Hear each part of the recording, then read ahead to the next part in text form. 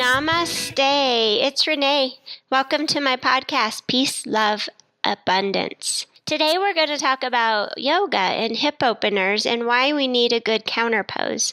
But before I get into that, I would really appreciate it if you can take a moment and rate my podcast. 5 stars, of course, would be awesome. When you rate a podcast, it helps the podcaster in a certain ranking and other people can find us easier so that we can share our love and peace and abundance. And if you know of somebody in particular that might benefit from listening to this episode or my podcast, please feel free to share it. Help me share the love because sharing is caring. All right, today, hip openers and why we need a good counter pose, or maybe even sometimes we don't even need the hip opener, we need the counter pose.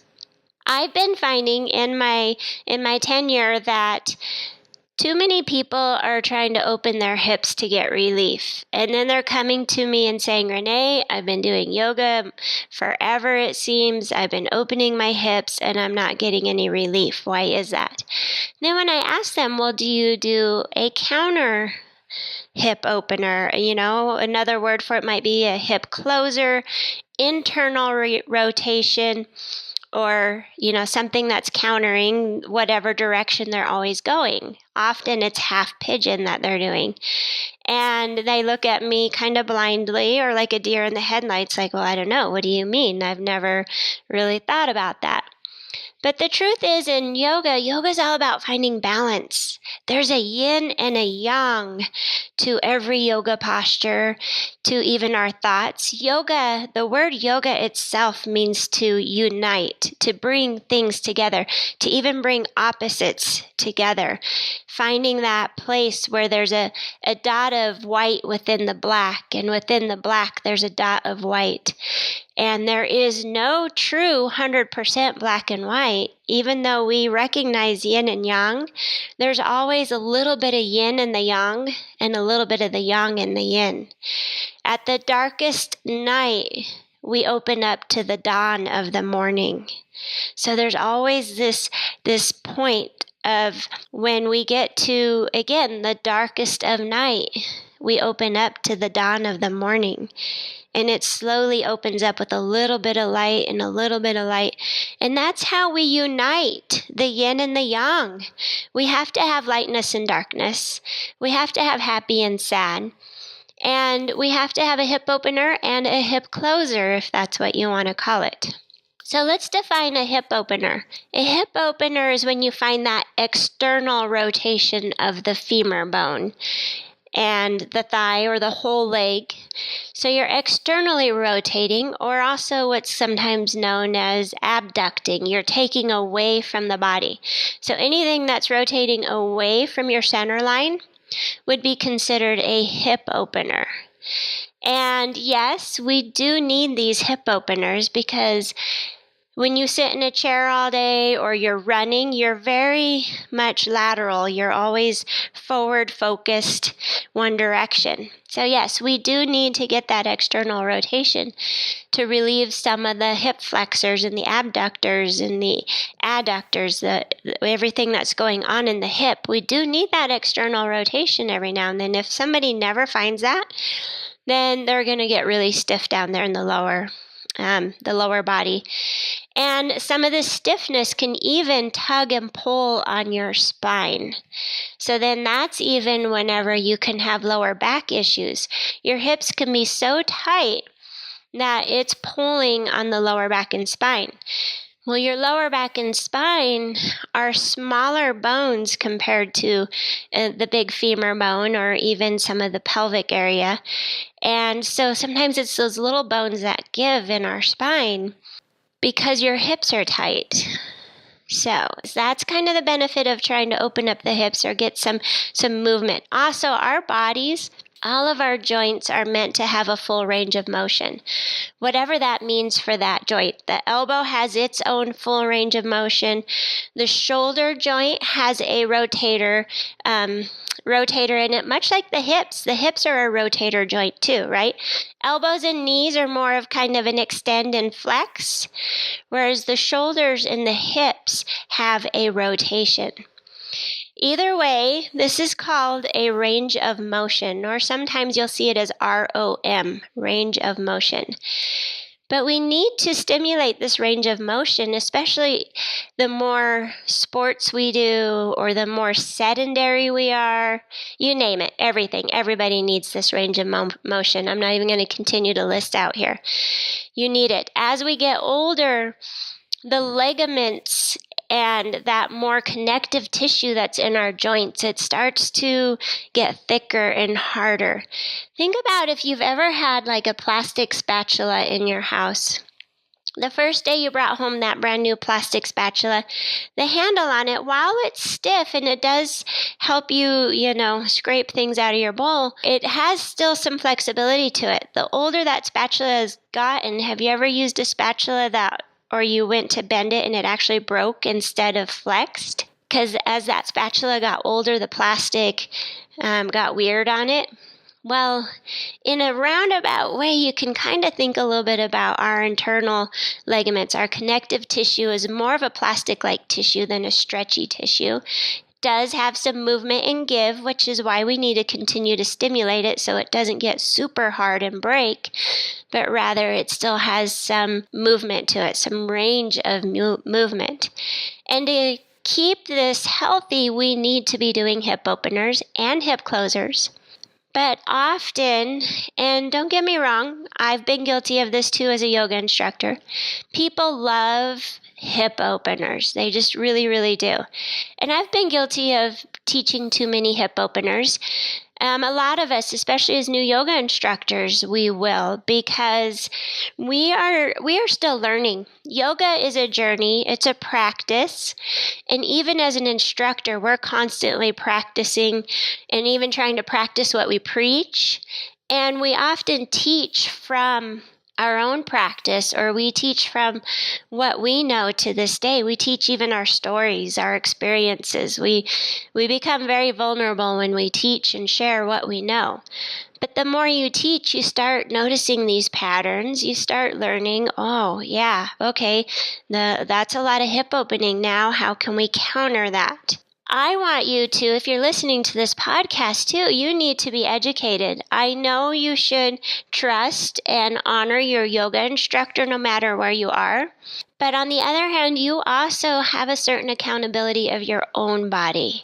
I want you to listen to your own body, because in the end, yoga is a practice, and it's your practice. Your practice is exactly that. It's your practice. It's not my practice as the instructor or the other instructor's practice. It's your practice.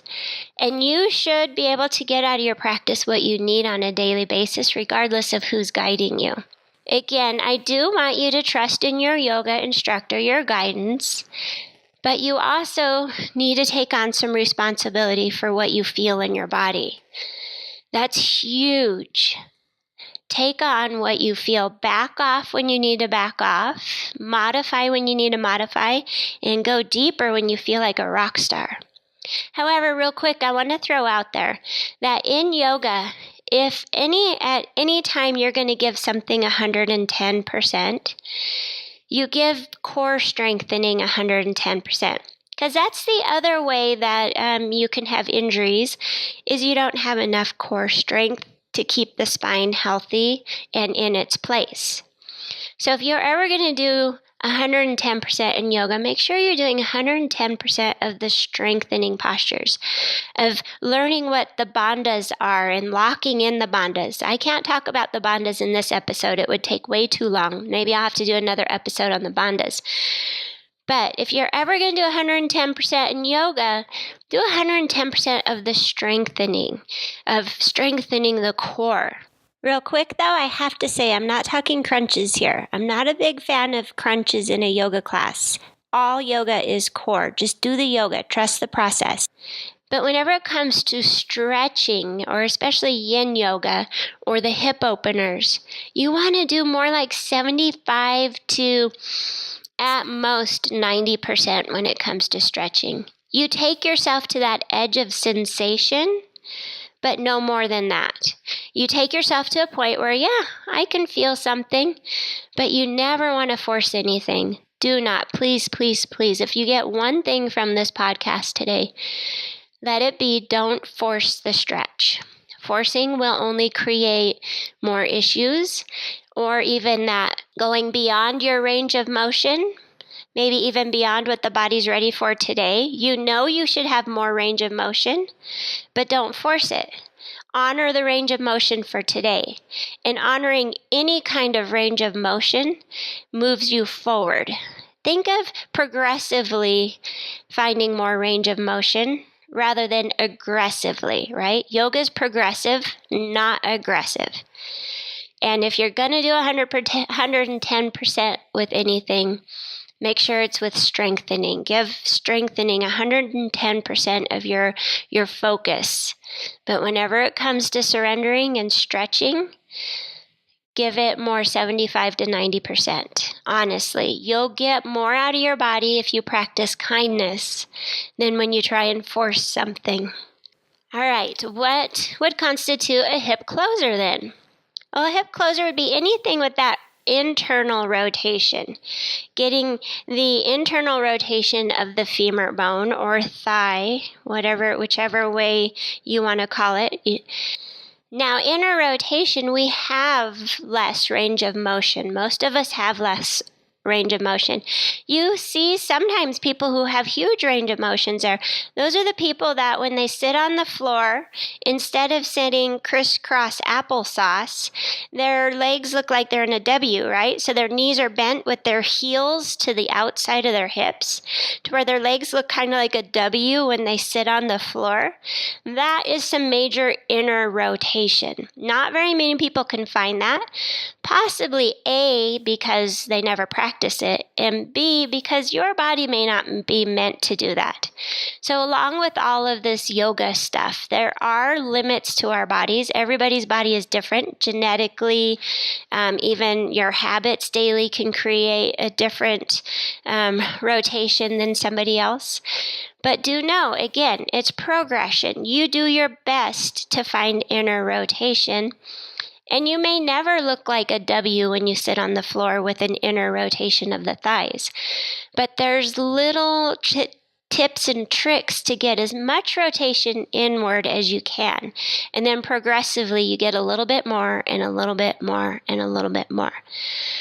But when I've had people come up to me and say, Renee, I've been opening my hips and doing yoga forever and I'm just not getting any relief. When I've encouraged them to start doing inner rotation, it clicks with them. I even had one lady that noticed within a day or two of focusing more on inner rotation than outer rotation. She got relief in a day or two because that was the missing puzzle piece. Once she inserted that puzzle piece into her yoga practice, almost overnight she got relief. She said, now I'm not 100% better, but I can tell. She's like, my body can tell that that's what it needed. In yoga, we encourage you to listen to your body and do what feels right for you. But along with that, you do need some guidance. Sometimes you don't know what you don't know until somebody guides you through it. But then once you have that knowledge, then you want to continue to cultivate that knowledge and move with it. And if it feels right for your body and it feels good, then you started a new path and you need to follow that. Now, I honestly do believe that we've been doing too much half pigeon. Almost every yoga class these days, or anyways in the studios that I'm around a lot, half pigeon almost seems to be a must. Students request it. Goodness, boy, do they request it. It's probably the most requested pose if I ask somebody, what would you like to do today? What do you want to make sure we get in today? And they'll say half pigeon. And of course, the yoga instructor is going to teach it because somebody mentioned it. Also, I have taught classes where I've tried to eliminate the half pigeon so that we can do a different hip opener and also make sure we get the hip closer in. And guaranteed, 1 or 2 people will find time to do half pigeon on their own because they think that their practice is not complete without it. We can do 20 hip openers, but if I didn't do half pigeon, somebody in class is going to make sure they make time on their own to do it. So again, I do want you to listen to your body and do what feels right. And honestly, if somebody does need half pigeon, I'm not going to stop you. Most of us in yoga are adults unless you have a child doing children's yoga. But most of us are adults. So in the end, you are responsible for you, and I am just your guide. However, if you do know that you have a guide that maybe you've been practicing for a while with, and she happens to kind of been teaching for a while and has a lot of knowledge, then you might want to honor the fact that she switched something up for a day. Here's the deal. We've all heard about how you can get injuries, like there's tennis elbow out there, right? That repetitive movement of a tennis player, you can get tennis elbow. Baseball pitchers have to be careful that they don't wear out their shoulder joints. And football players are like quarterbacks too. But there are movements out there, or even golf, that same golf swing all the time. Golfers get very imbalanced. Repetitive motion in a joint or in your body isn't good. All these people are getting exercise. They're doing sports, which appears to be healthy. If somebody's athletic, then there's this label that, oh, they must be healthy. But what you don't know is they're wearing out their body by doing that repetitive motion over and over. A ballet dancer, oh my goodness, some of the most beautiful people when you watch them perform. But they'll tell you that ballet is one of the hardest things on their bodies. Their feet, their knees, they stretch too much all the time. They're so flexible that they take that flexibility too far. So keep things in perspective. Moderation is always the key, no matter what activity we're doing, including TV, right? Moderation is the key. Watch a couple of episodes of your favorite show and then go do something else. Moderation is key.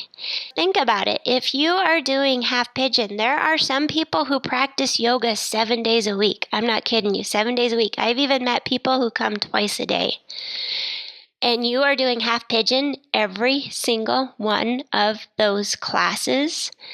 Imagine that repetitive motion that you are putting on that hip opener, externally rotating your thigh bone 7 or more times a week.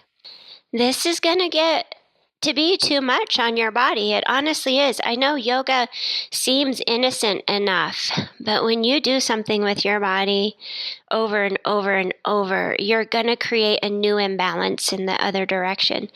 You may have came to yoga and at first got relief because your body needed any kind of stretching or movement in the full range of motion of your joints, but then eventually you find that you're overdoing it.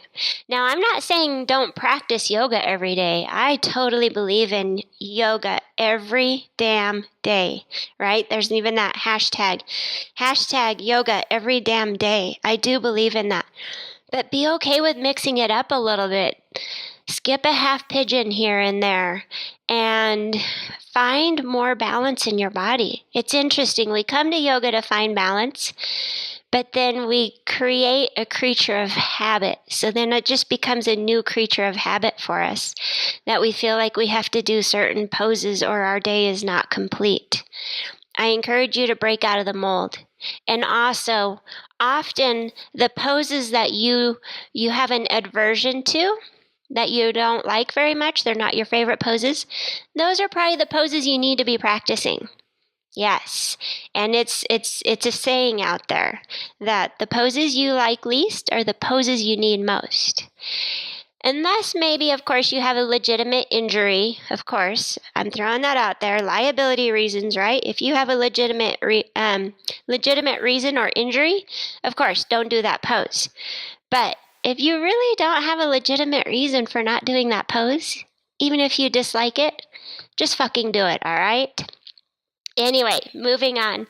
The benefits to hip openers and hip closers. Now that we've gotten into the hips, let's just call them the hips, no matter what. When we get into the even emotional, psychological, or the mental benefits of working on the hips, our hips tend to be like this closet or a basement or even a junk drawer that you tend to never get to, or even those clothes in the back of your closet that for some reason you're keeping them even though you haven't worn them in like 2 or 3 years. Yes, our hips are this place where we store things that we don't know what to do with it. So we store emotions. You've been through an emotional breakup or the loss of somebody you love, even a pet. But when we have these emotional times, these emotional lows, but yet we have to keep functioning, we need to go to work. So we suck it up and we go to work. And don't get me wrong, I'm proud of you for doing that, because life does need to continue. No matter what the emotional low was, you still have to live your life. You still need to be you and do what you need to do to live your life. But what happens again is we don't have time to deal with these emotions, so we store them down in our hips. Then sometimes when we start to work on the hips, opening, closing, whatever you want to call it, these emotions can start to come up. Or some of this tightness is due to those emotions. So you might have to take a little walk down memory lane and revisit some of these emotional lows that you didn't have time to deal with at the time, and so you stored them down in your hip. You might have to take a walk down memory lane and discover that maybe that's where some of your tension is coming from. Now, this stroll down memory lane, we are meant to keep our memories. That's why we have memories and we have this storage space in our brain to store memories. But memories can be just that. Store your memories. Learn your lessons along the way, but let go of what's called an attachment. If you're still attaching to that emotional low time of your life, has become an excuse or a limiting belief of, oh, well, that's just the way my life has always been. Or, ever since I lost my mother, I've never been the same again. So you're kind of blaming your personality or your habits today based on what happened to you back then. Now, again, I'm not trying to tell you to ignore your memories or erase your memories, but if you're still attaching to the fact that your mother passed away 20 years ago and that's your excuse today why you binge eat or why you are depressed because your mother died 20 years ago. Now, I don't feel insensitive talking about this because my mother did die 20 years ago. And so I get it. I know. There are days where I still cry about her and I think about her because I have my memories and I do shed a few tears here and there. But I don't blame my reactions or my responsibilities today based on 20 years ago of her passing away. If anything, I use her experience as a way to motivate me to help keep a healthier lifestyle, to be able to appreciate every day and be happy about every day. I don't want to attach to her illness and her final days of her life and how emotional that was and how upsetting it was. I don't want to attach to that. What I want to attach to are the lessons that my mother taught me. My mother taught me to be a loving person. My mother taught me to be kind and generous because my mom was one of the most kindest, most generous people I ever knew. And I know that that's still inside of me, and that's what I can live through. If you have some major attachments to things that have happened to you, maybe as a kid you were abused or something, but if you are an adult now, you're in control of your life. Yes, keep your memories, keep your lessons, and do know that in the back of your head you're always going to remember being a child that was abused as a child. But it doesn't have to define you as an adult. You can break that cycle. You can have children and raise those children to be loving and caring and kind. You don't have to repeat the cycle. Stop repeating the cycle. You can break out of it. And the way you break out of it is letting go of attachments. When you start to let go of attachments, you'll start to notice that your hips feel better. I know, some people deny it, but it's so true that all parts of our body are attached to some kind of emotional attachment in our lives. And before you can sometimes open up your body and stretch it out, sometimes you got to come to terms with whatever else you're holding on to. Because a tense muscle is a sign that you're holding on to something.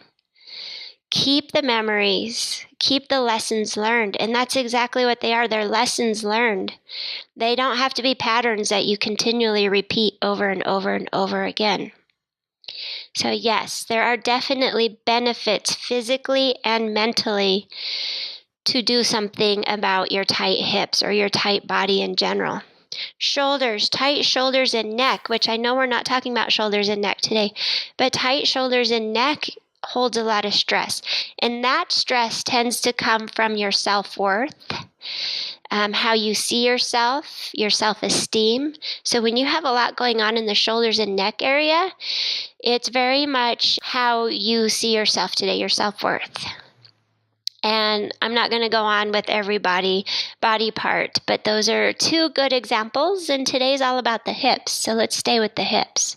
I have on my website, my blog, I have a whole blog on this hip opener and hip closer. And while you may not want to read the whole blog, it's cool. I actually get a lot of hits on it. It's my most popular blog post that I have. But it's also got pictures in it. So there's some pictures in it and suggested poses of what a hip closer would be.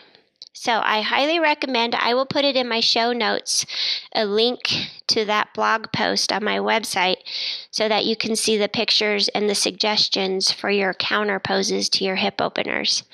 Basically, right here, right now, I'll tell you, there's the pose Supta Vajrasana, which is also sometimes translated as hero's pose or fixed firm. And again, it's similar to creating a W with your legs, where your thighs come together, your thighs are together, but your heels are to the outside of your hips.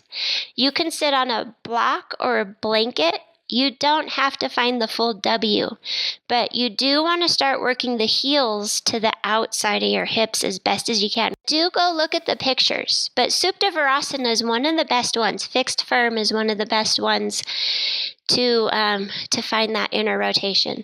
There's also a pose that I call pinwheel, where when you lay on your back and your knees are bent, like you're going to go into bridge pose. So your knees are bent, feet are flat to the mat, but you bring your feet all the way out to the edge of your mat. So your feet are as wide as the mat. Then when you lay both knees to one side, it kind of looks like a pinwheel. A pinwheel are those cool flower windmill looking things that when you hold it sideways and you blow it, it spins. It's a pinwheel. So bringing your legs into a pinwheel shape, you'll feel the inner rotation of one of your legs. Again, there's a picture of it on my blog. I encourage you to try and go up to my blog. But if you don't have time to go to my blog and you're driving and these postures make sense to you right now, then you know to do these the next time that you're not driving. Eagle's a tough one. Eagle, if your eagle pose is leaning more towards a figure 4, meaning the foot isn't wrapped all the way around the calf, then you're still opening the hip. You still have an external rotation. If you're somebody who can do eagle and get the full wrap around your foot and then truly squeeze the inner thighs together, it is somewhat of a form of an inner rotation. But if someone can't get the full wrap in eagle, you're probably still outer rotating. So that one's a 50-50 on whether you can get an inner rotation out of it. But I highly encourage you to consider these things and make sure you're getting a counter pose to your hip openers. It could be the missing puzzle piece that you've been missing out on. Most of all, I encourage you to break out of your creature of habit and learn some different poses here and there. Embrace a yoga instructor that might teach differently than you normally experience, because they might take you someplace that your body needs to go. Especially if they're that much different than what you're used to, then your body's getting something new and different. It might feel awkward, and in the moment you might be like, oh, I wish I was in my favorite yoga teacher's class right now. And I get it when people have their favorite yoga teachers, because I'm very flattered whenever I'm somebody's favorite. But I also encourage you to get out there and try other people.